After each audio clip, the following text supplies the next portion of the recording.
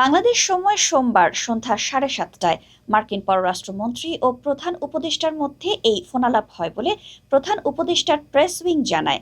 বাংলাদেশের রাজনৈতিক অঙ্গনে উত্তেজনা ক্রমেই বাড়ছে। প্রধান উপদেষ্টা ডক্টর মোহাম্মদ ইউনূস যুক্তরাষ্ট্রের পররাষ্ট্রমন্ত্রী মার্কো রুবিওর কাছে জানালেন বাংলাদেশের নির্বাচনী সময়সূচি।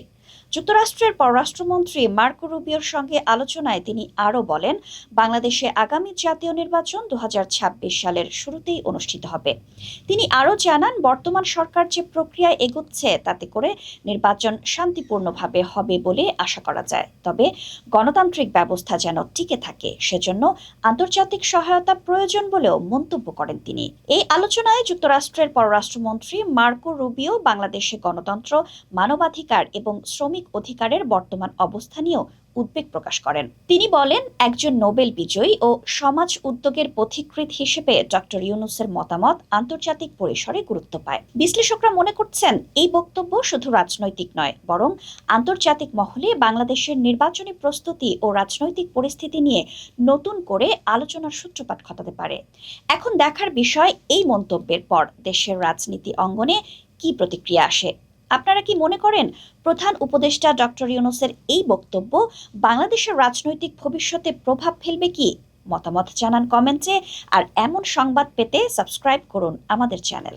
আন্তর্জাতিক জঙ্গি গোষ্ঠী ইসলামিক স্টেট বা আইএস এর সঙ্গে জড়িত থাকার অভিযোগে মালয়েশিয়ায় 36 জন বাংলাদেশিকে আটক করা হয়েছে। মালয়েশিয়ার পুলিশ মহাপরিদর্শক দাতুক সেরি মোহাম্মদ খালিদ ইসমাইল নিজেই এই তথ্য নিশ্চিত করেছেন। এই আটককৃতদের মধ্যে অনেকেই আইএস এর চরমপন্থী মতাদর্শে প্রভাবিত হয়ে উগ্রপন্থী কর্মকাণ্ডে সরাসরি জড়িত বলে জানা গেছে।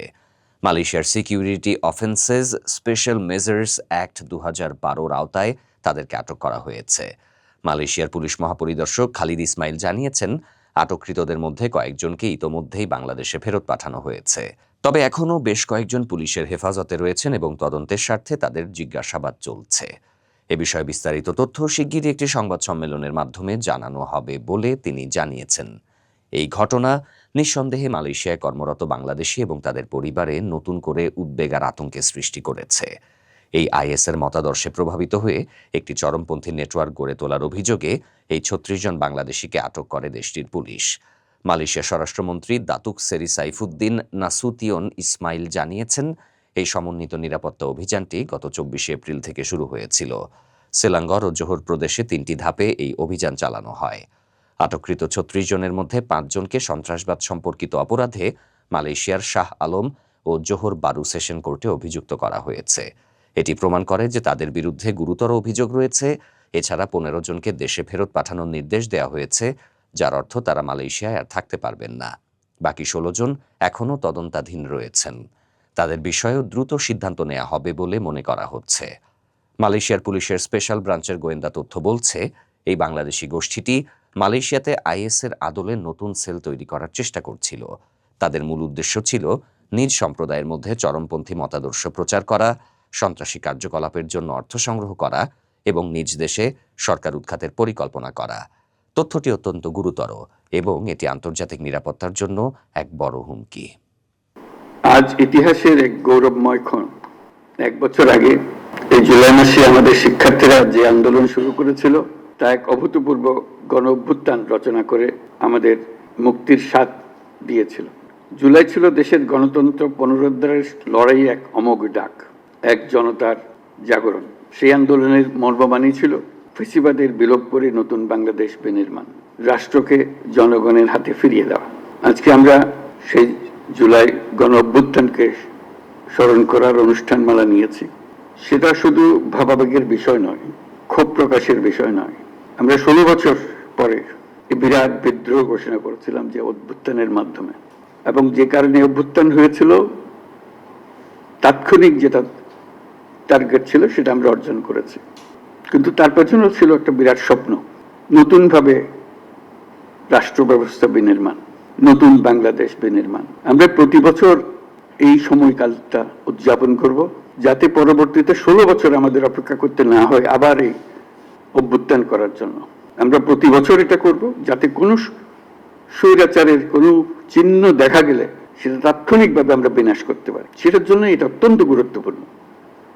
স্বৈরাচারের প্রথম পাতা মেলার আগেই যেন আমরা তাকে ধরে ফেলতে পারি, 16 বছর যেন আমাদের অপেক্ষা করতে না হয়। আজকের এই অনুষ্ঠানে উপস্থিত থেকে আমি গভীর শ্রদ্ধার সঙ্গে স্মরণ করছি সেই সব তরুণ তরুণী, নারী পুরুষ, শিশু, বৃদ্ধ, কৃষক, শ্রমিক, শিক্ষক, রিক্সাওয়ালা, যারা রাস্তায় নেমে গণতন্ত্রের পতাকা উঁচিয়ে ধরেছিলেন, সাহস, ত্যাগ আর দৃঢ়তার প্রতীক হয়ে উঠেছিলেন। আমরা আজ মাসব্যাপী যে কর্মসূচির সূচনা করছি তা শুধু স্মরণই নয়, বরং একটি নতুন শপথ। গত বছরের জুলাইয়ে দেশের সকল শ্রেণীর, পেশা ও বয়সের মানুষের মধ্যে যে ঐক্য তৈরি হয়েছিল, আমরা চাই এই জুলাইয়ে সেই ঐক্য আবার সুসংহত হোক। আমাদের এই কর্মসূচির মূল লক্ষ্য জনগণকে গণতান্ত্রিক অধিকার সম্পর্কে সচেতন করা, রাজনৈতিক দায়বদ্ধতার দাবি জানানো এবং রক্তের বিনিময়ে পাওয়া সংস্কারের এই সুযোগকে হারিয়ে না ফেলা। আমাদের সামনের পথ অনেক কঠিন, কিন্তু মস্ত বড় সম্ভাবনাও আছে। ইতিহাস সাক্ষ্য দেয়, জনগণ যখন জেগে ওঠে তখন কোনো শক্তি তাকে রুখে দিতে পারে না। সে বিশ্বাস নিয়ে আমি আজ আপনাদের আহ্বান জানাই, আসুন এই জুলাই মাসকে পরিণত করি গণজাগরণের মাস, গণজাগরণের মাসে, ঐক্যের মাসে। এই অনুষ্ঠানমালার মাধ্যমে জুলাই আগস্ট মাস জুড়ে আমরা গত বছরের প্রতিটি দিনকে আবার পুনর্জীবিত করব, যে লক্ষ্যে আমাদের তরুণ ছাত্ররা, জনতা, রিক্সা চালক, শ্রমিক, কিশোররা শহীদ হয়েছিল, আহত হয়েছিল। সেই লক্ষ্য বাস্তবায়নে আমরা আবার নতুন করে শপথ নেব এই অনুষ্ঠানমালার মাধ্যমে, এবং সেটা আমরা প্রতি বছর করব, যাতে স্বৈরাচার আবার কোনো রকমের কোথাও মাথাচাড়া দিতে না পারে। জুলাই আগস্টের পুনরুত্থান কর্মসূচি সফল হোক, এর মাধ্যমে আমাদের স্বপ্ন আবার নতুন করে জেগে উঠুক, আমাদের ঐক্য আবারও সর্বমুখী হোক, অটুট হোক। এই হোক আমাদের এই অনুষ্ঠানমালার লক্ষ্য। এই লক্ষ্য সামনে রেখে আমি জাতির পক্ষ থেকে জুলাই গণ অভ্যুত্থান পুনরুত্থান কর্মসূচির উদ্বোধন ঘোষণা করছি।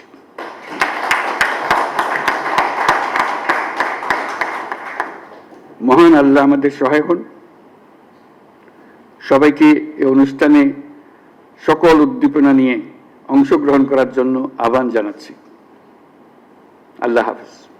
আমরা আজকে আপনাদেরকে ঢাকা মেট্রোপলিটন পুলিশের কামরাঙ্গীরচর থানা এলাকার একটি হত্যা মামলা সংক্রান্তে কিছু তথ্য উপস্থাপন করব। আপনাদের জ্ঞাতার্থে জানাচ্ছি, গত 22 জুন দিবাগত রাত, অর্থাৎ 23 জুন অ্যাকচুয়ালি 12:05 সময় কামরাঙ্গীরচর থানা এলাকার বরিশুর নামক স্থানের বেরিবাদে, যে বেরিবাদটা আছে বুড়িগঙ্গা বেরিবাদ, ওখানে একটি হত্যাকাণ্ড সংঘটিত হয়। পুলিশ সংবাদ পায় স্থানীয় লোকজনের কাছ থেকে যে ওখানে কিছু লোকজন শোরগোল করছে এবং হইচই চেঁচামেচি এরকম হচ্ছে, এবং আরেকটু স্পেসিফিক বলে যে একটা লোককে কিছু লোক ছুরিকাঘাত করেছে। এটা 12টার দিকের ঘটনা বা 12:10 দিকের ঘটনা অ্যাকচুয়ালি। তখন আমরা সাথে সাথে আমাদের লোকাল পুলিশ ওখানে যায় এবং ঘটনাটার সত্যতা পায় এবং একজন ছুরিকাঘাত প্রাপ্ত একজনকে পাওয়া যায়। পুলিশ সাথে সাথে স্থানীয়দের সহায়তায় ওই লোকটিকে ঢাকা মেডিকেল কলেজ হসপিটালে প্রেরণ করে। মেডিকেল কলেজে প্রেরণের সাথে সাথেই তাৎক্ষণিকভাবে ডাক্তাররা তাকে মৃত ঘোষণা করে। এটা হলো ওই সময়ের ঘটনা। আমরা খোঁজ খবর নিয়ে যে ভিকটিম, যাকে ছুরিকাঘাত করা হয়েছে, তার পরিচয় জানতে পারি। সেই স্থানীয়, ওই এলাকায় কামরাঙ্গীরচরে বসবাস করে। তার নাম মোহাম্মদ রকি, 29 বছর বয়স্ক। তো একটু ঘটনাটা আমরা অনুসন্ধান করে তাৎক্ষণিকভাবে কিছু তথ্য পাই। ওটা একটা রিক্সার গ্যারেজের মতো ছিল, যে রিক্সার গ্যারেজটার সামনেই রকিকে ছুরিকাঘাত করা হয়। অনুমান 5 থেকে 6 জন। এটা তাৎক্ষণিক সংবাদে বা তাৎক্ষণিক অনুসন্ধানে আমরা বুঝতে পারি। আর একটু আপনাদের জ্ঞাতার্থে জানিয়ে রাখি, এই ঘটনার পরই ওই দিনই অর্থাৎ 23 তারিখেই কামরাঙ্গীরচর দিনের বেলায় কামরাঙ্গীরচরে একটা মামলা রুজু হয়, যার মামলা নাম্বার 20-302 এবং 34 ধারায় মামলাটি রুজু হয়, যেটা হত্যাকাণ্ডের। আমরা হত্যাকাণ্ডের প্রাথমিক কারণ হিসেবে যেই বিষয়গুলো আমরা জানতে পেরেছি, যে রকি যে এই ঘটনার ভিকটিম, তার কিছু স্থানীয় ব্যবসা বাণিজ্য, অবৈধ ব্যবসা বাণিজ্য ছিল। এই ব্যবসা বাণিজ্যগুলো নিয়ে যারা এই ঘটনাটি ঘটিয়েছে বা এই ঘটনার সাথে যারা জড়িত, তাদের একটা বিরোধ ছিল। এবং এখন থেকে 4-5 মাস আগে ঢাকা জেলার কেরানীগঞ্জ থানা এলাকায় একটা হত্যাকাণ্ড সংঘটিত হয়েছিল। আবু কায়সার নামে একজন খুন হয়েছিল, এই ছুরিকাঘাতেই খুন হয়েছিল। এবং আবু কায়সারের যারা আত্মীয় স্বজন, তাদের একটা অনুমান ছিল রকি এই হত্যাকাণ্ডের সাথে জড়িত। রকি আবার ওই সময় আমাদেরই একটা মাদক মামলায় আটক হয়ে তখন সে জেলে অবস্থান করছিল। তো ওদের অনুমানটা সত্য মিথ্যা এই বিষয়টা আমরা যাচাই করব। রকি জেলের ভিতরেও থেকেও এই ঘটনার সাথে জড়িত থাকতে পারে কি পারে না, বা ছিল কি না আদৌ, এটা আমরা ওই মামলা যারা আছে নিশ্চয়ই তারা তদন্ত করে দেখবে। আর আমরা রকির এই মামলাটা তদন্ত শুরু করি তাৎক্ষণিকভাবেই রকি হত্যাকাণ্ডের, এবং ঘটনার কিছু ক্লু বা সংবাদ তথ্য আমরা তাৎক্ষণিকভাবে পেয়ে যাই।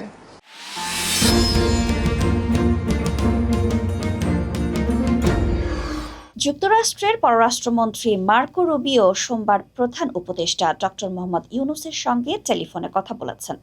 ফোনালাপে তারা যুক্তরাষ্ট্র ও বাংলাদেশের মধ্যে অর্থনৈতিক সম্পর্ক গভীর করতে অভিন্ন অঙ্গীকার পুনর্ব্যক্ত করেছেন। সেই সঙ্গে ভারত প্রশান্ত মহাসাগরীয় অঞ্চলে নিরাপত্তা ও স্থিতিশীলতা বৃদ্ধিতেও অভিন্ন অঙ্গীকার পুনর্ব্যক্ত করেছেন।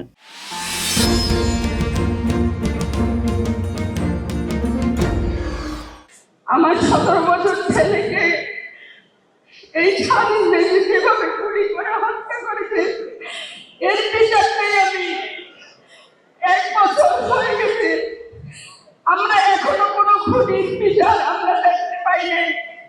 কেন এই আধুনিক যে আমাদের দেশ, অলিতে গলিতে সব জায়গায় সিনেমা আছে, আমাদের গোয়েন্দারা আছে, কেন উদ্ঘাটন করতে পারে না যে আমার সন্তানরা এভাবে প্রাণ দিল? কেন একজনেরও কোনো আমরা বিচার এই পর্যন্ত দেখতে পাই না? কেন আজকে আমি আমার ছেলেকে হারিয়ে একেবারেই একা নিঃস্ব, কিন্তু যখন আমি আপনাদের সামনে আছি আমার মনে হয় সব ছেলেরা আমার একটা সমুদ্র হয়ে বেঁচে থাক, সব ছেলেরা সমুদ্র হয়ে বেঁচে থাক, সব ছেলেদের সুন্দরভাবে পরিচালনা করো, এটা আমি চাই। আমার আর কি বলবো, সকল দেশকে সুস্থতা কামনা করে সবাই যাতে দেশটাকে সুন্দরভাবে পরিচালনা করতে পারে সেই কামনা করে আমি শেষ করি। খোদা হাফেজ। আমার ছেলে 5ই আগস্ট বিমানবন্দর থানায় আনুমানিক রাত 1:15টার দিকে গুলিবিদ্ধ হয়ে মারা যায়। আমার 2টা সন্তান, আমার বড় ছেলে আব্দুল্লাহ বিন জাহিদ 16 বছর, আমার ছোট ছেলের বয়স হচ্ছে 14 বছর। আমার বড় ছেলে মারা যাওয়ার 14 দিনের মাথায় আমার ছোট ছেলে ক্যান্সার ধরা পড়ে, সেটা 3rd স্টেজে। আপাতত আমার ছেলে ট্রিটমেন্টে আছে। সরকার থেকে এই পর্যন্ত আমাকে বা আমার ছেলের জন্য কোনো খোঁজ খবর নেওয়া হয়নি। এই মাসের 18 তারিখে আমার হাজবেন্ড ব্রেন স্ট্রোক করে মারা যায়। আমরা বিএনপি পরিবার থেকে আমার ছোট ছেলে কিষানের ট্রিটমেন্ট বাবদ যাবতীয় খরচ বহন করে তারা আমার খোঁজ খবর নেয়, কিন্তু যাদের রক্ত দিয়ে আজকে দেশ গড়ছে সেই সার্বিক হাসপাতালকে আমরা 100 ফোন দিল, তারা আমার ফোন রিসিভ করে না। এই উপদেশটা আমাদের খোঁজ নিতে। আমার হাজবেন্ড মারা গেছে 3 মাস, আমার বড় ছেলে মারা যাওয়ার পর থেকে আমার হাজবেন্ড অসুস্থ হয়ে গেছে। আমার হাজবেন্ড মারা গেছে মার্চের 18 তারিখে। আমার ছেলে এপ্রিলের 26 তারিখে একটা অপারেশন হয়, সেটাও আমরা বিএনপি পরিবার থেকে করে দিচ্ছে। তারা যদি আমার পাশে না থাকতো হয়তো আমাদের সেই সফলতা করতে পারতাম না। এই শুক্রবার 4 তারিখে আমার ছোট ছেলের আরেকটা অপারেশন হবে, সবাই আমার ছেলের জন্য দোয়া করবেন। কিন্তু আমার ছেলে রক্তের বিনিময়ে যারা এই দেশ গড়ছে তারা তো আমাদের খোঁজ এখনই নেয় না, পরে একদিন নেবে। আমরা বিএনপি পরিবার যদি আছে, আমার ছেলের সাথে আমার সাথে না থাকতো তাহলে আমাদের রাস্তায় তাহলে ভিক্ষা করতে হতো, আর ভাই আমার ছোট ছেলে আমার সাথে থাকতো না। আমি আমার পক্ষ থেকে, আমার ছোট ছেলের পক্ষ থেকে আমরা বিএনপি পরিবারের রোমান ভাই, মিঠুন ভাই, Mirza Fakhrul sir, Tarique Rahman sir, Rizvi sir সবাইকে অসংখ্য ধন্যবাদ জানাচ্ছি। আসসালামু আলাইকুম।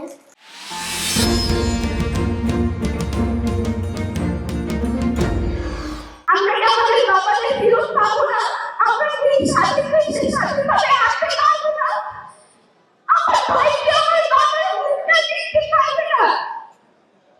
আমরা কবে বাবাদের ফিরত পাবো? আমাদের ছোটবেলা কে ফিরত করবে? রাষ্ট্র আমাদের বাবাদের ঘুম করেছে, রাষ্ট্র আমাদের দায়িত্ব দিবে। আমরা কে দেখে এইভাবে রান্না করি, আমরা গ্যাসগুলো আমাদের করতে পারিনি। আমাদের যত বছর, আমরা অত বছর ধরে আমরা এইভাবে যুদ্ধ করছি, আমাদের এই যুদ্ধ কবে শেষ হবে?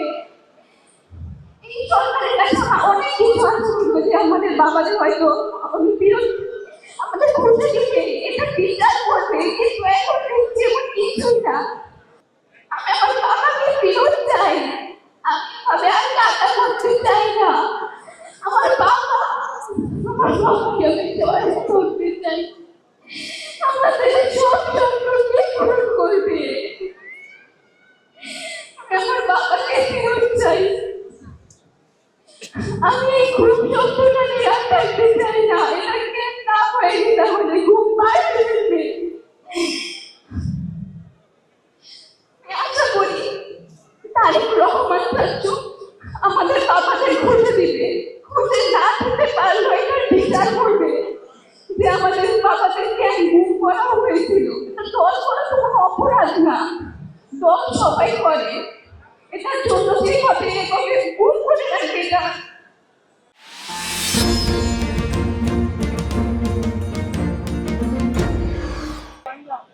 হাসিনার বিরুদ্ধে ফ্যাসিবাদ বিরোধী লড়াই শুরু হয়েছে এবং সেই লড়াইয়ের সর্বশেষ পরিণতি লাভ করেছে 2024-এর জুলাই মাসে, আগস্ট মাসে যার সমাপ্তি ঘটেছে। এই 36 দিনের বিপ্লবে শুধুমাত্র সাধারণ মানুষ বা সাধারণ শিক্ষার্থীরাই যে রাজপথে নেমে এসেছে সেটি নয়।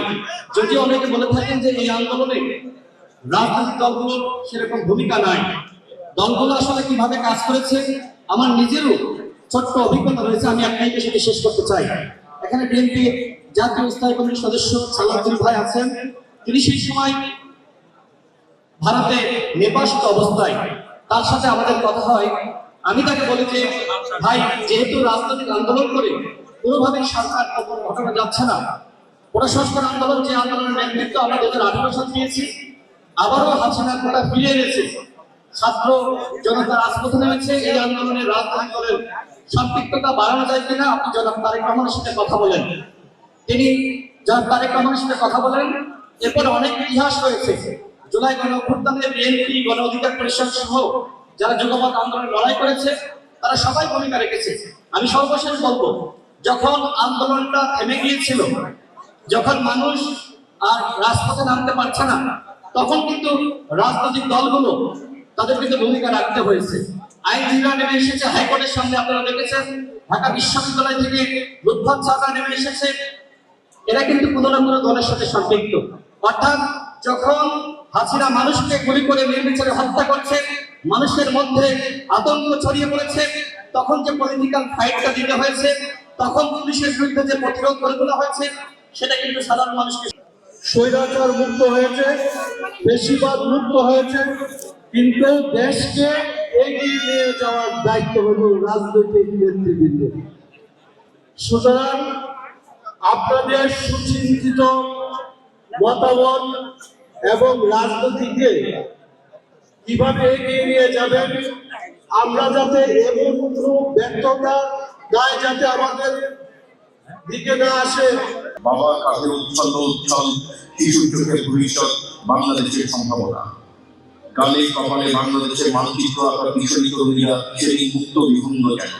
আজ বাংলাদেশ সবাই মুক্ত, শিশু কিশোর তরুণ যুবা বৃদ্ধ অন্তপুরাবাসী সকলে কেউ বাদ নেই এই পতন উদযাপনের উৎসবে।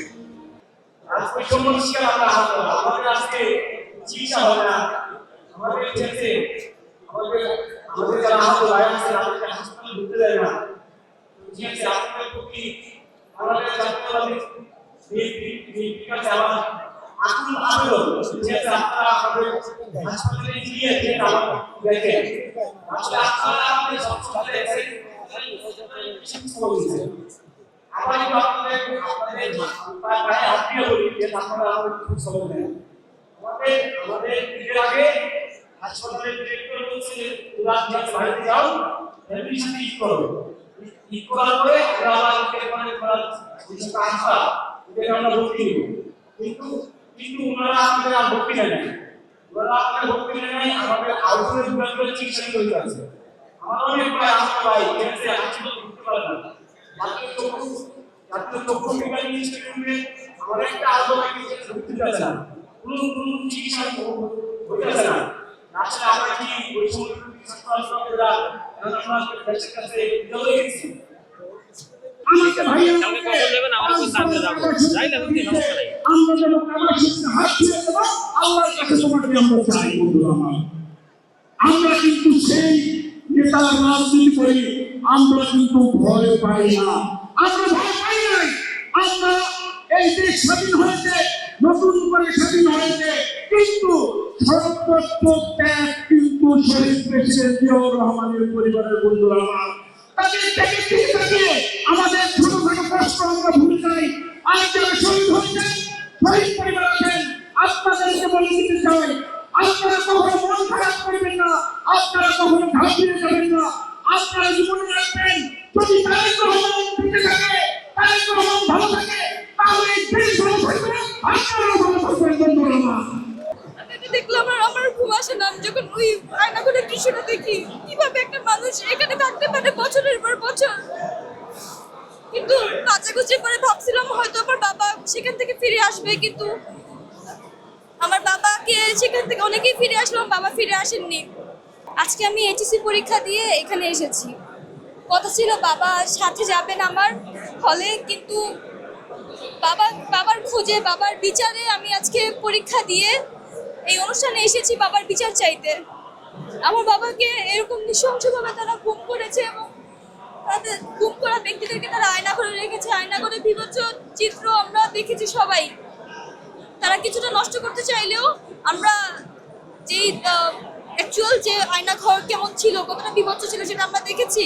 সেটা যখন আমি দেখি, আমি যখন ভাবি যেখানে বাবা কিভাবে ছিল, বলার ভাষা নাই।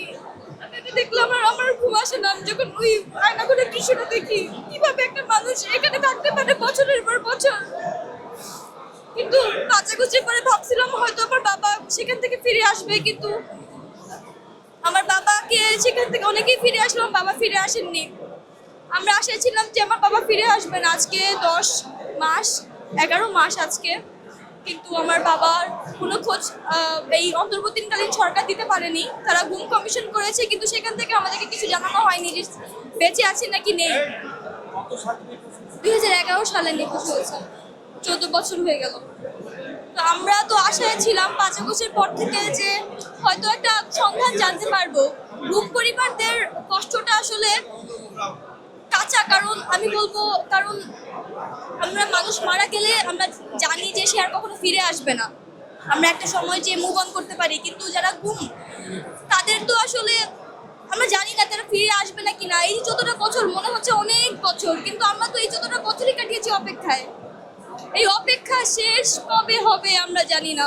আমার একটা ছোট ভাই আছে, আমার ছোট ভাইটার কিছুই মনে নেই বাবার কথা। আমার একটু একটু মনে আছে, আমার যখন 6 বছর ছিল, আমি ক্লাস 3-তে পড়তাম, তখন আমার বাবা নিয়ে যেত আমাকে স্কুলে। আজ আমি এইচএসসি পরীক্ষা দিচ্ছি, কিন্তু আমার বাবা আমার পাশে নেই। বাবার কথা কখন মনে পড়ে, কোন সময়গুলোতে মনে পড়ে? যখন হলে যাব তখন অনেকে দেখেছি যে বাবাকে নিয়ে গিয়েছে হলে। তখন ভাবছিলাম যে আমার বাবা থাকলে আমাকেও নিয়ে আসতো, কিন্তু বাবা তো নিয়ে যায়নি। আমি আজকে বাবার সন্ধানে এখানে দাঁড়িয়েছি। বাবার বিচারে এখানে দাঁড়িয়েছি। বাবা কোন দল করতে? আমার বাবা জাতীয়তাবাদী ছাত্র দলের সাংগঠনিক সম্পাদক ছিলেন উত্তরা থানার, বৃহত্তর উত্তরা থানার 2011 সালে। আমরা তো আশায় ছিলাম 5 আগস্টের পরে যে অন্তর্বর্তীকালীন সরকার এসেছে, এখন অন্তত আমরা জানতে পারবো, এখন আমরা বিচার পাবো, কিন্তু আমাদেরকে সন্ধানই দেওয়া হয়নি, আমাদেরকে বলাই হয়নি যে তারা আসলে কোথায় আছে। আমি চাই যেন এই অন্তর্বর্তীকালীন সরকার থাকাকালীন অবস্থাতেই আমাদের বাবাকে সন্ধান দেওয়া হোক এবং এর বিচার কাজ সম্পন্ন করা হোক। আমার বাবা উত্তরাতে থেকে রাজনীতি আমার বাবার উত্তরাতেই, কিন্তু আমরা এখন বর্তমানে আছি যাত্রাবাড়িতে।